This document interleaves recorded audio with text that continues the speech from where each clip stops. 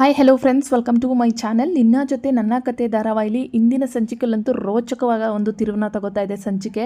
ನೀವಂತೂ ಈ ವಿಡಿಯೋನ ಫುಲ್ಲಾಗಿ ಮಿಸ್ ಮಾಡ್ಕೋಬೇಡಿ, ತುಂಬ ಚೆನ್ನಾಗಿದೆ. ಕೊನೆಯಲ್ಲಿ ಬರುವಂಥ ಒಂದು ಬಿಗ್ ಶಾಕ್ ಕೇಳಿದ್ರೆ ದೇವಯಾನಿ ಹಿಂಗೂ ಸಹ ಒಂದು ನಾಟಕ ಮಾಡ್ಬೋದಾ ಅನ್ನೋ ಥರ ಅನಿಸ್ಬಿಡುತ್ತೆ. ಸೊ ಆ ಒಂದು ಬಿಗ್ ಟ್ವಿಸ್ಟ್ ನೋಡೋಣ. ಸೊ ನೀವಿನ್ನು ಸಬ್ಸ್ಕ್ರೈಬ್ ಮಾಡಿದೆ ವೀಡಿಯೋಸ್ಗಳನ್ನ ನೋಡ್ತಾ ಇದ್ದರೆ ದಯವಿಟ್ಟು ಸಬ್ಸ್ಕ್ರೈಬ್ ಮಾಡ್ಕೊಳ್ಳಿ.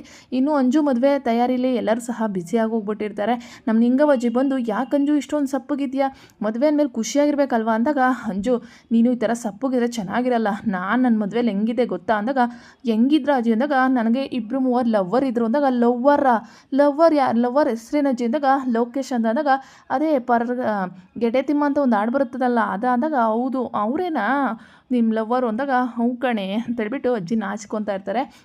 ಮತ್ತು ನೀವು ಲವ್ ಮಾಡಿದವ್ರನ್ನೇ ಮದುವೆ ಆದ್ರೆ ಅಂದಾಗ, ಹೌದು ಮತ್ತು ಲವ್ ಮಾಡಿದವ್ರನ್ನೇ ಮದುವೆ ಆಗೋದ್ರಲ್ಲಿರೋ ಒಂದು ಖುಷಿನೇ ಬೇರೆ ಅಂದಾಗ, ಭೂಮಿ ಇದ್ದೋಳು, ಹೌದು ಅಜ್ಜಿ, ಪ್ರೀತಿ ಮಾಡಿದವ್ರನ್ನ ಮದುವೆ ಆಗೋದ್ರಲ್ಲಿರೋ ಖುಷಿನೇ ಬೇರೆ, ಅದು ಎಲ್ಲರಿಗೂ ಸಿಗಲ್ಲ ಅವಕಾಶ. ಅಂಜು ನೀನು ಈ ರೀತಿ ಸಪ್ಪಗಿರಬೇಡ ಅಂದಾಗ, ಅಜ್ಜಿ ನಾನು ಪ್ರೀತಿ ಮಾಡೋರನ್ನ ಮದುವೆ ಆಗ್ತಿರೋದು ನನಗೆ ಖುಷಿ ಇದೆ ಅಂದಾಗ, ನಂಗೆ ಗೊತ್ತು ಬಿಡು, ದೇವಯಾನಿ ಅಮ್ಮ ಇಲ್ಲ ಅಂತ ತಾನೇ ಇಷ್ಟೊಂದು ಬೇಜಾರಾಗಿರೋದು ಅಂದ್ಬಿಟ್ಟು ಭೂಮಿ ಹೇಳ್ತಾಳೆ.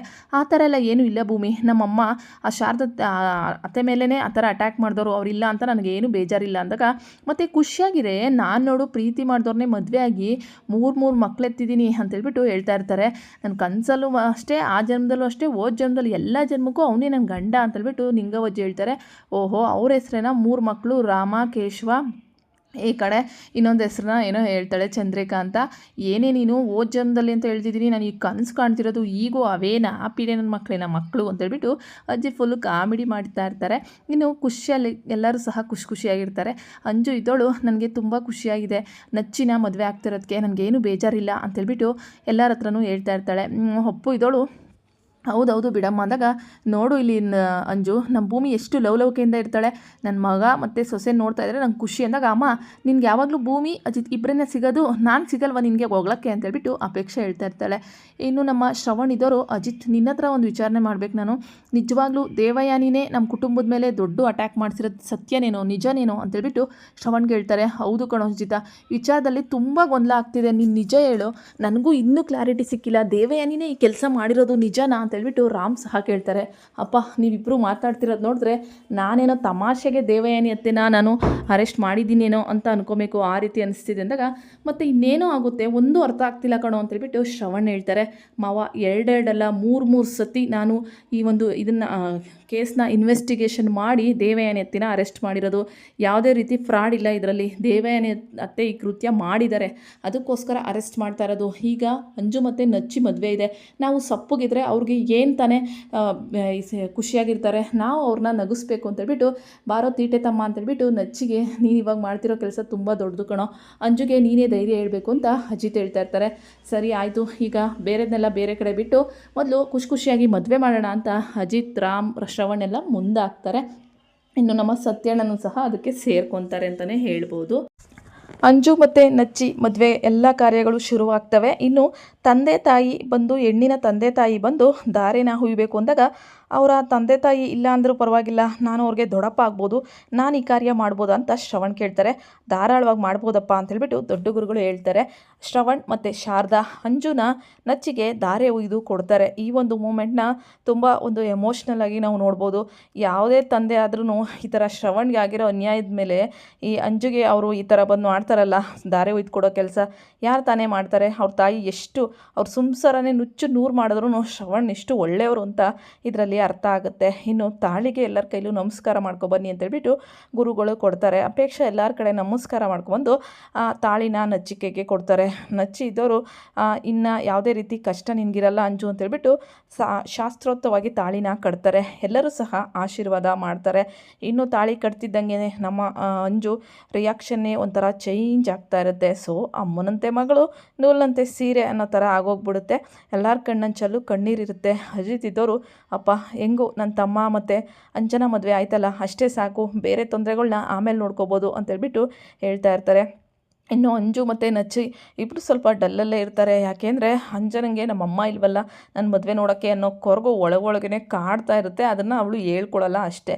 ಇನ್ನು ಮನೆಯವರೆಲ್ಲ ಆಶೀರ್ವಾದ ಮಾಡಿ ಮದುವೆ ಕಾರ್ಯಗಳು ಇಲ್ಲಿಗೆ ಮುಗೀತು ಅಂತೇಳ್ಬಿಟ್ಟು ಸಪ್ತಪದಿನೂ ಎಲ್ಲನೂ ಸಹ ತೋಳಿಸ್ತಾರೆ. ಭೂಮಿ ಇದ್ದೋಳು ಸರಿ ಆಯಿತು, ಈಗ ಅಂಜು ಮತ್ತು ನಚ್ಚಿ ಪೊಲೀಸ್ ಸ್ಟೇಷನ್ಗೆ ಹೋಗಬೇಕು ಅಂದಾಗ ಪೊಲೀಸ್ ಸ್ಟೇಷನ್ಗೆ ಏನಕ್ಕೆ ಅಂದಾಗ ಅಲ್ಲೊಂದು ಜೀವ ನಿಮ್ಮ ಮದುವೆನ ನೋಡಬೇಕು ಅಂತ ಕಾಯ್ತಾ ಇದೆ ಅಂಜು, ಅಲ್ಲೋಗಿ ನಿಮ್ಮ ಅಮ್ಮನ ಹತ್ರ ಆಶೀರ್ವಾದ ತಗೊಳ್ಳಲ್ವಾ ನೀನು ಅಂತೇಳ್ಬಿಟ್ಟು ಭೂಮಿ ಹೇಳ್ತಾಳೆ. ಅಮ್ಮನ ಯಾವಮ್ಮ ಕೊಲೆಗಾತಿ ಅಮ್ಮ ನನಗೆ ಬೇಕಾಗಿಲ್ಲ.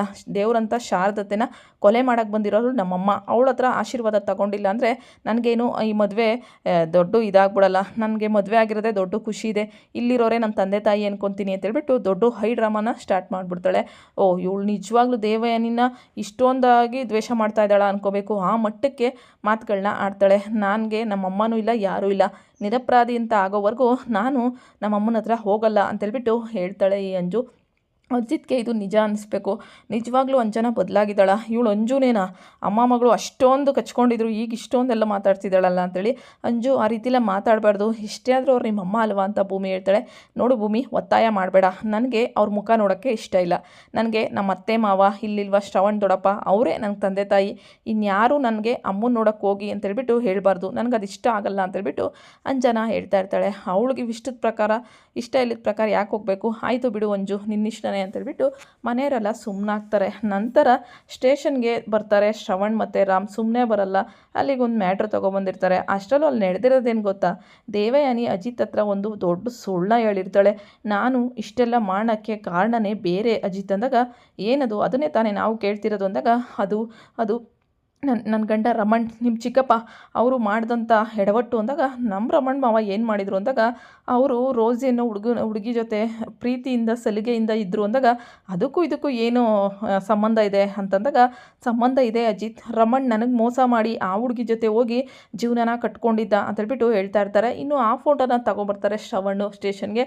ಇವರೇನಾ ರೋಸಿ ಅಂದಾಗ, ನಾನು ತುಂಬ ಸತಿ ಆಫೀಸಲ್ಲಿ ನೋಡಿದ್ದೆ, ಇವರಿಬ್ಬರು ಜಸ್ಟ್ ಫ್ರೆಂಡ್ ಅಂತ ಅಂದ್ಕೊಂಡಿದ್ದೆ. ರಮಣ್ಗೆ ಹುಷಾರಿಲ್ಲ ಅಂದಾಗ ಇವಳು ಬಂದು ಮನೇಲೂ ನೋಡ್ಕೊಂಡು ಹೋಗಿದ್ಲು. ಆಮೇಲೆ ಗೊತ್ತಾಯಿತು ಇವರಿಬ್ಬರು ನಿಜವಾಗ್ಲೂ ಫ್ರೆಂಡ್ಸ್ ಅಂತ. ನೀನೇನು ಹೇಳ್ತೀಯ ದೇವೇನೆ ಅಂದಾಗ, ಇಲ್ಲ ಬಾವ ಇವರು ಫ್ರೆಂಡ್ಸ್ ಅಲ್ಲ, ಇವ್ರದ್ದು ತುಂಬ ಕತೆ ಮುಂದೆ ಹೊರದಿತ್ತು, ಇವ್ರ ಸಂಬಂಧ ಮುಂದಕ್ಕೆ ಹೋಗಿತ್ತು. ಅದಕ್ಕೆ ನನಗೆ ರಮಣ್ ಮೇಲೆ ತುಂಬಾ ಕೋಪ ಇತ್ತು. ಆದರೆ ನನ್ನ ಹೊಟ್ಟೆಲಿ ಮಗುನ ಹಿಡ್ಕೊಂಡು ರಮಣ್ ನನಗೆ ಮಗು ಕೊಟ್ಟು ಇನ್ನೊಬ್ಳ ಜೊತೆ ಜೀವನ ಮಾಡ್ತಾ ಇದ್ದಾರೆ ಅಂದರೆ ಯಾವ ಹೆಣ್ತಾನೆ ತಡ್ಕೊಳಕ್ಕಾಗುತ್ತೆ, ತುಂಬ ಅಂದರೆ ತುಂಬ ನೋವಿತ್ತು ಅಂತೇಳ್ಬಿಟ್ಟು ಹೇಳ್ತಾ ಇರ್ತಾಳೆ. ಅದಕ್ಕೂ ನಮ್ಮ ಶಾರದತ್ತೆ ಇದಕ್ಕೂ ಸಂಬಂಧ ಏನತ್ತೆ ಅಂತೇಳ್ಬಿಟ್ಟು ಈ ಕಡೆ ಅಜಿತ್ ಕೇಳಿದಾಗ, ಎಲ್ಲನೂ ಇದೆ ಕಣೋ ಅಜಿತ, ಕತೆ ಇದೆ. ರಮಣ್ಣು ನನಗೆ ಮೋಸ ಮಾಡ್ತಾರೆ ಅಂತ ಅಂದ್ಕೊಂಡಿರಲಿಲ್ಲ. ನಾನು ಪ್ರೀತಿ ಮಾಡಿ ಮದುವೆ ಆಗಿದ್ದಿದ್ದು. ರಮಣ್ಣು ನನ್ನ ಮೇಲೆ ಒಂದು ಮಗು ಕೊಟ್ಟು ನನ್ನ ಮೇಲೆ ಇಂಟ್ರೆಸ್ಟ್ ಕಡಿಮೆ ಆಯಿತು ಅಂತ ಅವಳ ಜೊತೆ ಓಡಾಟ ಮಾಡ್ತಾಯಿದ್ರು. ನಾನು ಯಾಕ್ರಿ ಏನು ಅಂತ ಅಂದಾಗ, ನಿನಗೆ ಅದ್ರ ಸವಾಸ ಬೇಡ, ನೀನೇನಿದ್ರು ಮನೇಲಿರೋಕ್ಕಷ್ಟೇ ಲಾಯಕ್ಕು ಅಂತೇಳ್ಬಿಟ್ಟು ನನಗೆ ಸುಳ್ಳು ಕತೆ ಹೇಳಿದರು. ಇನ್ನು ನಾನು ಇದರಿಂದ ಸ್ವಲ್ಪ ಬೇಜಾರಾಗಿದ್ದೆ. ಆಮೇಲೆ ಈ ರೋಸಿ ಏನು ಮಾಡಿದ್ಲೋ ಗೊತ್ತಿಲ್ಲ, ಅವ್ರು ಯಾವ ಕಾರಣಕ್ಕೆ ಸೂಸೈಡ್ ಮಾಡ್ಕೊಂಡ್ರು ಅಂತಲೂ ಗೊತ್ತಿಲ್ಲ. ಆದರೆ ನಾನು ಇದ್ರ ಮೇಲೆ ಶ್ರವಣ್ ಮೇಲೆ ಕೂಗಾಡಿದ್ದು ಏನಕ್ಕೆ ಅಂದರೆ, ನನ್ನ ಮನೆಯಿಂದ ಯಾರು ಆಚೆ ಹಾಕ್ಬಿಡ್ತಾರೋ ನಾನು ಈ ಮನೇಲಿ ಉಳ್ಕೋಬೇಕು ಅಂದರೆ ಏನಾದರೂ ಮಾಡಿ ಒಂದು ಪ್ಲ್ಯಾನ್ ಮಾಡಬೇಕು ಅಂತೇಳ್ಬಿಟ್ಟು ಪಾಪ ಬಾವನ ಮೇಲೆ ಆಗ್ತೆ, ಇದೇ ನಾನು ಮಾಡಿದ ದೊಡ್ಡ ತಪ್ಪು ಅಂತೇಳ್ಬಿಟ್ಟು ಹೇಳ್ತಾಳೆ. ಅವತ್ತಿಂದ ಇವತ್ತುವರೆಗೂ ಬಾವನ ಕುಟುಂಬದ ಮೇಲೆ ದ್ವೇಷ ಇತ್ತು. ಆದರೆ ನನಗೆ ಶಾರದನ ಮೇಲೆ ಯಾವುದೇ ರೀತಿ ಕೋಪ ಇರಲಿಲ್ಲ. ಶಾರದನ ಯಾರು ಶೂಟ್ ಮಾಡಿದ್ರು ಅಂತಲೂ ಗೊತ್ತಿಲ್ಲ ಅಂದ್ಬಿಟ್ಟು ನಾಟಕ ಹೇಳ್ತಾಳೆ. ಈಗ ಈ ಹೊಸ ನಾಟಕಕ್ಕೆ ಕೇಳೋರು ಯಾರು? ಅಜಿತ್ ಇದನ್ನು ನಂಬ್ತಾರ? ದೇವಯಾನಿ ಕತೆನ ಒಪ್ಕೋತಾರ? ಶ್ರವಣ್ ಮತ್ತು ರಾಮ್ ಇದ್ದವರು ಹೌದಾ ಈ ಥರ ಎಲ್ಲ ನಡೆದಿದೆಯಾ ಅಂತೇಳ್ಬಿಟ್ಟು, ಹಾಗಿದ್ರೆ ದೇವಯಾನಿ ತಪ್ಪಿಲ್ಲ ಅಂತ ಹೇಳ್ತಾ ಇದ್ದಾರೆ. ನೋಡೋಣ ಮುಂದೆ ಏನಾಗುತ್ತೆ ಅಂತ.